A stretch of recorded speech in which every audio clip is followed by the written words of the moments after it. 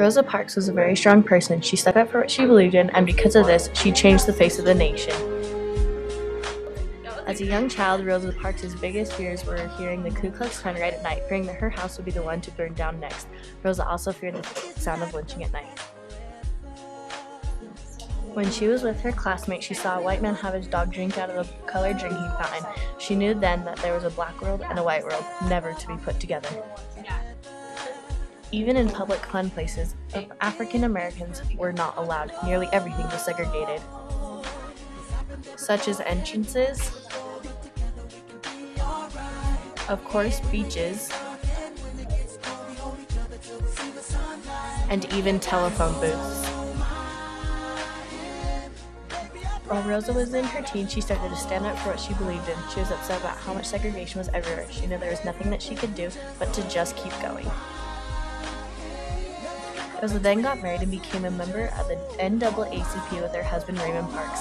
NAACP were people who tried to provide legal help for young black men falsely accused of raping white women and giving the death penalty sentence. Rarely did they win to the courts. On December 1st, 1955, she changed the course of history and inspired us all. Because of this, she was known as the mother of civil rights.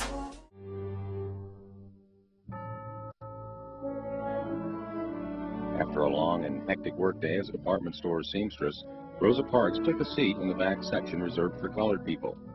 As the bus traveled along its route, the rows began to fill up until there were no more seats available. At this point, a white man got on board and was left standing on the crowded bus. The bus driver stood up and ordered the people in the first colored rows to release their seats. All did except Rosa Parks, who did not move. The driver asked if she was going to stand or be arrested. Rosa felt determination cover her body like a quilt on a winter night. She looked out the window and quietly said, "You may do that." The bus remained still as the police were summoned. The sound of people's complaints began to fill the air, and several blacks left the bus. The police arrived and asked her why she did not stand up. She responded, "Why are you always pushing us around?" With those defiant words, the civil rights movement was born. Rosa Parks was arrested on December 1st, 1955 for not giving up her seat to a white man. The police reports show that she was charged with refusing to obey orders of the bus driver. She was taken to the police station and fingerprinted and booked. Rosa Parks was indeed sitting in the 11th row when the first 10 were reserved for whites. She did not feel that she needed to move because she was in her own section. In an interview, the bus driver, Joseph Blake, was asked why he tried to make her move. He then said he believed that he had the discretion to move the line separating African Americans and white passengers. The NAACP had decided to organize a protest when Rosa Parks got arrested. They raised the idea of a bus boycott. They got a black newspaper to print the bus boycott on the front of the page to announce the news. The boycott soon grew and grew. The strike went on for 381 days and nearly put the bus system out of business. December 1956, when the U.S. Supreme Court ruled that the segregation law was unconstitutional and the Montgomery buses were now not to be segregated. Over the years, Rosa Parks received hundreds of awards and honors, including the Medal of Freedom Award presented to her in 1996. Thank you. This is a wonderful evening. It's a long way from the suffering that we endured in Alabama.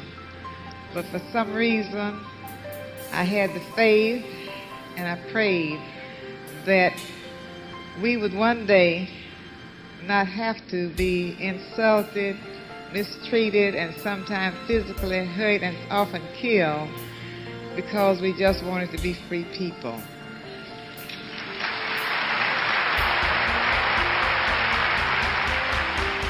We were so very fortunate that young Dr. Martin Luther King Jr.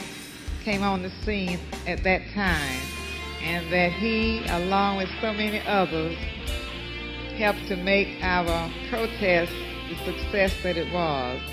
We will never go back to where we once were. And I just say this is a wonderful night, and I shall never forget it. It shall live in my memory as long as I'm here. Thank you. Rosa Parks died on October 24, 2005 at the age of 92. Rosa Parks was a very respected person and was loved by many. She stood up for what she believed in. Rosa then changed the face of the nation. One person can change the world, and for this epic change, we admire Rosa Parks.